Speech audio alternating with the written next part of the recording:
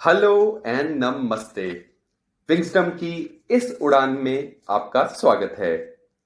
अंग्रेजी में एक कहावत है, the man who ask a question is a fool for a minute, the man who does not ask remains a fool forever. जिसका मतलब है कि अगर आप कोई सवाल पूछते हैं तो आप कुछ क्षण के लिए दूसरे को अज्ञानी प्रतीत होंगे, पर अगर आप वो सवाल नहीं पूछेंगे या उसका जवाब नहीं ढूंढेंगे तो आप पूरी उम्र के लिए अज्ञानी रह जाएंगे। और यही होता है जब हम पहली बार हवाई यात्रा करते हैं। एयरपोर्ट्स, एयरलाइंस से जुड़े हुए ऐसे कई शब्द हैं जिनको लेकर हमारे मन में जिज्ञासा होती है, मगर हम किसी से पूछने में संकोच करते हैं कि वो हमारे बारे में क्या सोचेगा। इसी को मद्देनजर रखते हुए हमने आपके लिए एक ABCD बनाई है, जिसमें हम एयरपोर्ट से संबंधित अलग अलग टर्म्स की बात करेंगे। इसमें से कुछ आपको पता होंगे और कुछ आप जानना भी चाहेंगे। यह वीडियो थोड़ा लंबा होगा क्योंकि मैंने कोशिश की है कि इसमें सभी टर्म्स एक दूसरे से कनेक्टेड हों ताकि समझने में आसानी हो। आप इस वीडियो को अगर चाहें तो स्पीड बढ़ाकर भी देख सकते हैं। तो चलिए शुरू करते हैं आज का विजडम विंगस्टम के साथ। A for aerobridge. अगर मैं आपको एक सरल भाषा में समझाऊं तो ये एक तरह का पुल है। इसे हम विमान सेतु भी कहते हैं, जो टर्मिनल बिल्डिंग और विमान या एयरक्राफ्ट के दरवाजे को जोड़ता है। जैसा कि आप देख सकते हैं कि इसके इस्तेमाल से आप एयरपोर्ट बिल्डिंग से सीधा एयरक्राफ्ट में प्रवेश कर सकते हैं। आपको बस या कोच में जाने की आवश्यकता नहीं है और ना ही किसी प्रकार की सीढ़ियां चढ़ने की। B for boarding gate. यह एयरपोर्ट टर्मिनल का वो द्वार है जो सिर्फ आपके विमान में जाने के लिए अलॉट हुआ है या निर्धारित हुआ है। इससे होकर ही आप एरोब्रिज में प्रवेश कर सकते हैं। इस बोर्डिंग गेट पर एयरलाइंस का स्टाफ आपका बोर्डिंग पास चेक करता है। बोर्डिंग पास के बारे में हम अगले सेशन पर चर्चा करेंगे। बोर्डिंग उस प्रक्रिया को कहते हैं जिसमें यात्रियों को हवाई जहाज में चढ़ाया या बिठाया जाता है। सी फॉर चेक इन काउंटर। इस शब्द को मैं थोड़ा स्कूल की भाषा में समझाता हूं। यह एक तरह का काउंटर है जहां पर आपकी अटेंडेंस होती है। मतलब जब आप एयरपोर्ट पहुंचते हैं तो आपको चेक इन काउंटर पर अपनी उपस्थिति सूचित करनी होती है। आप यहां पर अपनी टिकट या PNR नंबर बताते हैं और यहां आपको बोर्डिंग पास इशू किया जाता है, जिससे कि आप आगे अपनी उड़ान के लिए प्रस्थान कर सकें। D for departure terminal. एक एयरपोर्ट मुख्य रूप से दो भागों में बटा होता है, अराइवल और डिपार्चर। डिपार्चर मीन्स एयरपोर्ट का वो सेक्शन जो वहां से जाने वाली उड़ानों से संबंधित है। उदाहरण के लिए, अगर आप दिल्ली से लखनऊ जा रहे हैं तो आप दिल्ली के डिपार्चर टर्मिनल से उड़ान भरेंगे और लखनऊ के अराइवल टर्मिनल में आपका आगमन होगा। E for electric carts. हमारे देश में ऐसे कई एयरपोर्ट्स हैं जो लंबाई और चौड़ाई में काफी बड़े हैं। चेक इन काउंटर से बोर्डिंग गेट तक का सफर लगभग 15 से 20 मिनट का होता है। तो ऐसे में senior citizens, pregnant ladies and women with infants या ऐसी लेडीज जिनकी गोद में बच्चा है, इनको काफी तकलीफ होती है इतना दूर चलने में। तो ये बैटरी ऑपरेटेड कार्स बिना किसी शुल्क के उनको बोर्डिंग गेट्स पर ले जाती हैं। F for flight information screen. एक एयरपोर्ट पर एक समय में कई विमान अपनी यात्रा के लिए अलग अलग बोर्डिंग गेट्स पर तैयार होते हैं। तो अगर हमें यह देखना हो कि किस बोर्डिंग गेट से हमारा प्रस्थान होगा, तो यह जानकारी हमें यह स्क्रीन देती है। अगर हम यहां देखें तो सऊदी अरेबियन एयरलाइंस की उड़ान संख्या या फ्लाइट नंबर SV501 के लिए हमारा बोर्डिंग गेट है गेट नंबर 2। साथ ही ये स्क्रीन हमें हमारी फ्लाइट का स्टेटस दिखा रही है कि क्या वो डिलेड है या उसमें बोर्डिंग स्टार्ट हो गई है। जी फॉर ग्राउंड स्टाफ। एयरलाइंस कर्मचारी मुख्यतः अपने काम के अनुसार दो भागों में बांटे जा सकते हैं, ग्राउंड स्टाफ और फ्लाइट क्रू। ग्राउंड स्टाफ वो कर्मचारी हैं जो जमीन पर रहकर आपकी यात्रा से संबंधित कार्य कर रहे हैं, चाहे वो स्टाफ चेक इन काउंटर पर हो या बोर्डिंग गेट पर। वो आपके साथ आपकी फ्लाइट पर नहीं जाते हैं। H for hand baggage. ये वो सामान है जो यात्री अपने हाथ में विमान तक लेकर जाते हैं। इसकी मैक्सिमम लिमिट 7 kgs है या 7 किलो होती है। यह लंबाई और चौड़ाई में उतना ही बड़ा होना चाहिए जिससे यह सामान रखने वाली जगह में आराम से फिट हो सके। इसे हम कैरी ऑन लगेज भी कहते हैं। I for immigration. Immigration counter अंतरराष्ट्रीय टर्मिनल्स पर होता है। यात्री अपना बोर्डिंग कार्ड लेने के बाद इमिग्रेशन काउंटर पर जाते हैं, जहां ब्यूरो ऑफ इमिग्रेशन के कर्मचारी उनका पासपोर्ट, वीजा तथा अन्य जरूरी दस्तावेज चेक करते हैं और उनका पासपोर्ट स्टैंप करते हैं।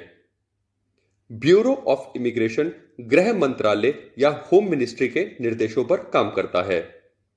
ध्यान दें कि यह काउंटर आपको सिर्फ अंतरराष्ट्रीय टर्मिनल्स पर ही मिलेगा।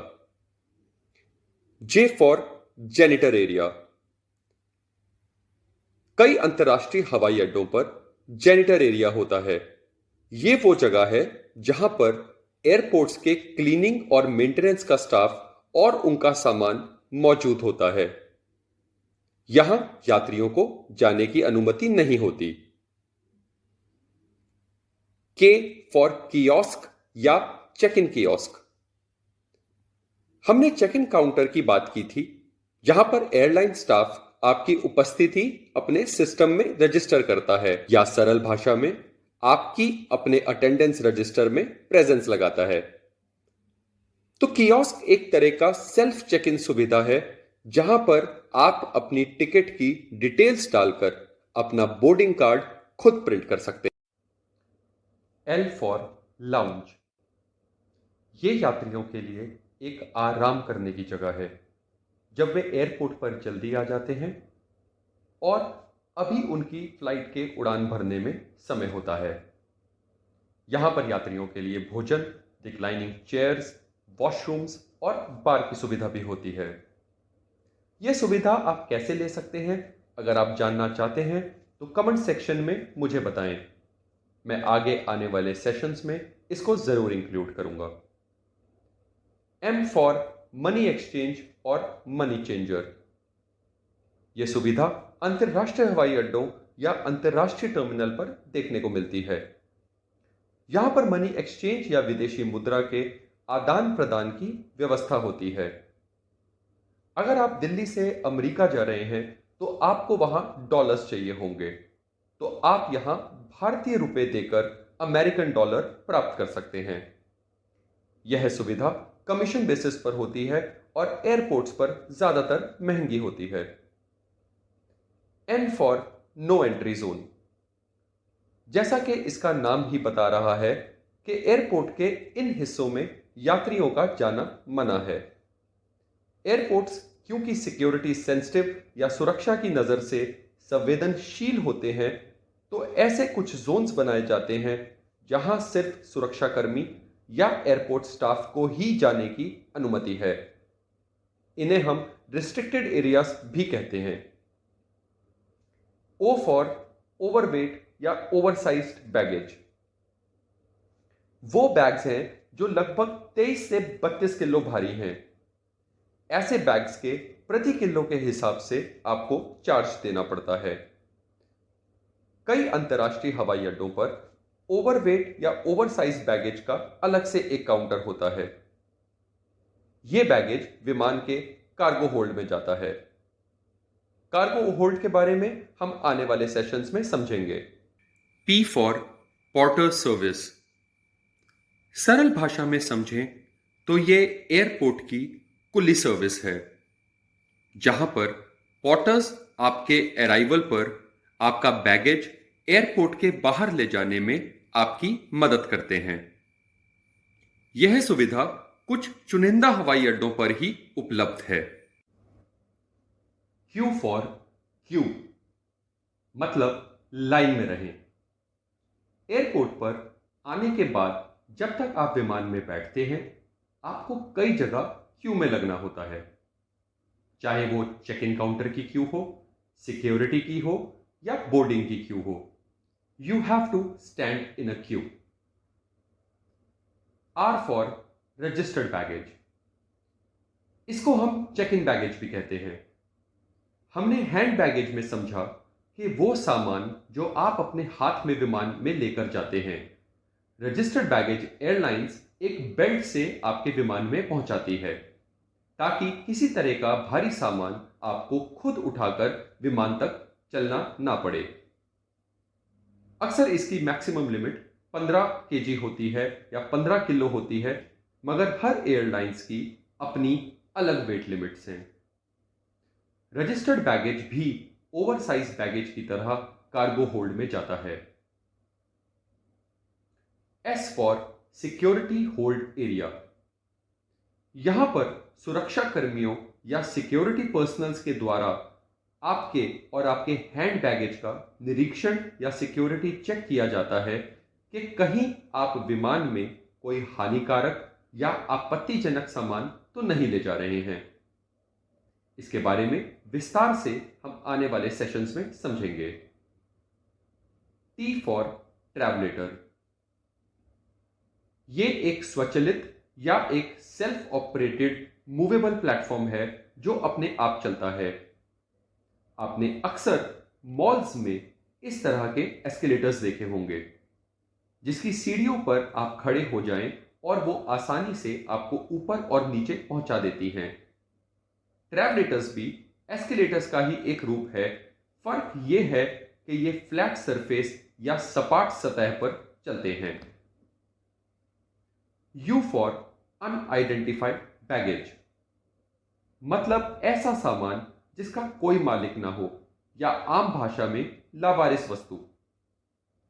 अक्सर आपने बस, ट्रेन में यात्रा करते हुए यह सुना और पढ़ा होगा कि अपने सामान के साथ रहें, उसे लावारिस ना छोड़ें।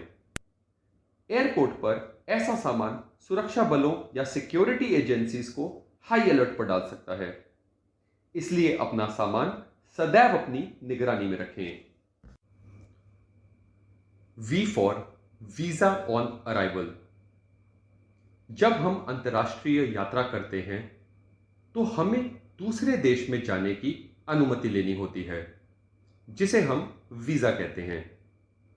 आमतौर पर यह वीजा हमें यात्रा करने से पहले लेना होता है, मगर कुछ देश हमारे देश के नागरिकों को यह सुविधा या छूट देते हैं कि वे बिना पहले वीजा लिए आ सकते हैं तथा वीजा एयरपोर्ट पर ले सकते हैं। यह वीजा ऑन अराइवल के काउंटर पर होता है। भारत भी ऐसे कई देश के नागरिकों को वीजा ऑन अराइवल की सुविधा प्रदान करता है। W for wheelchair. सभी एयरलाइंस लगभग सभी एयरपोर्ट्स पर व्हीलचेयर की सुविधा देती हैं, जो कि निःशुल्क या फ्री ऑफ कॉस्ट होती हैं। ये मुख्यतः विकलांग तथा वृद्ध और सीनियर सिटीजन्स यात्रियों के लिए होती है। व्हीलचेयर ऑपरेटर की जिम्मेदारी होती है कि वो डिपार्चर पर एयरपोर्ट के बाहर से एयरक्राफ्ट या हवाई जहाज के अंदर तक यात्री को ले जाए। इसी तरह अराइवल पर हवाई जहाज से एयरपोर्ट के बाहर तक वो यात्री को ड्रॉप भी करते हैं। X for X ray machine.